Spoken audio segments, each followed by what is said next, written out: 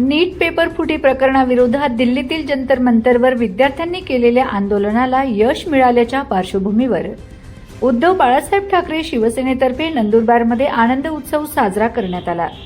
शहरातील नेहरू चौकात संपर्क प्रमुख गुलाबराव वाघ यांच्या नेतृत्वाखाली ढोल ताशांच्या गजरात मिरवणूक काढण्यात आली। यावेळी कार्यकर्ते व विद्यार्थ्यांनी पेढे आणि चॉकलेट वाटून आनंद व्यक्त केला, तसेच पेपरफुटी विरोधी घोषणाबाजी केली। यावेळी बोलताना गुलाबराव वाघ यांनी नीट सारख्या राष्ट्रीय परीक्षेतील पेपरफुटी हा विद्यार्थ्यांच्या भविष्याशी झालेला गंभीर विश्वासघात असल्याची टीका केली। विद्यार्थ्यांच्या एकजुटीमुळे सरकारला कारवाई करावी लागली असून हा विद्यार्थी शक्तीचा विजय असल्याचे त्यांनी सांगितले।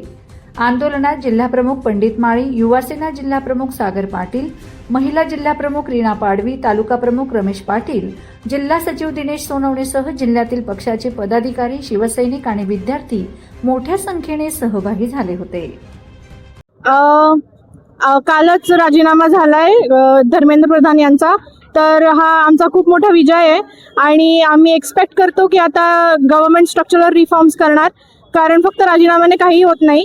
आमचं एक्सपेक्टेशन आहे की पूर्णतः पेपर लीक वगैरे हा प्रकार बंद व्हावा आणि आमच्या भविष्यासोबत त्यांनी अशा पद्धतीने खेळ करू नये आणि त्यांचा स्ट्रक्चरल रिफॉर्म्स ही आमची एक्सपेक्टेशन आहे। ज्या पद्धतीने पंतप्रधानांनी सांगितलं की त्यांनी आमचे सजेशन्स वगैरे त्यांनी ऐकले, त्यांना आवडलेत, तर त्यांनी ते अंमलात आणावे आणि त्या पद्धतीने त्यांनी ऍक्ट करावा। आणि of course democracy, in the democracy people owns the power and government borrows it, आणि ही गोष्ट आता सिद्ध झाली आहे। सो गव्हर्नमेंटनी त्या पद्धतीने वर्क करायला पाहिजे, not like they on the power, they have borrowed it from us, so they should work like that, they should act like that. Thank you.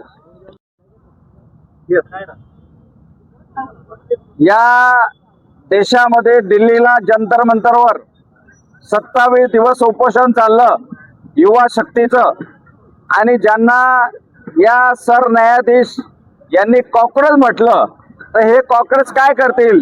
पण या कॉक्रोचने दाखवून दिलं की या युवा शक्तीपेक्षा कोणीही मोठी नाही। किती बी मोठींची ती छाती असेल तरी या युवा शक्तीने छाती कमी करून दाखवली।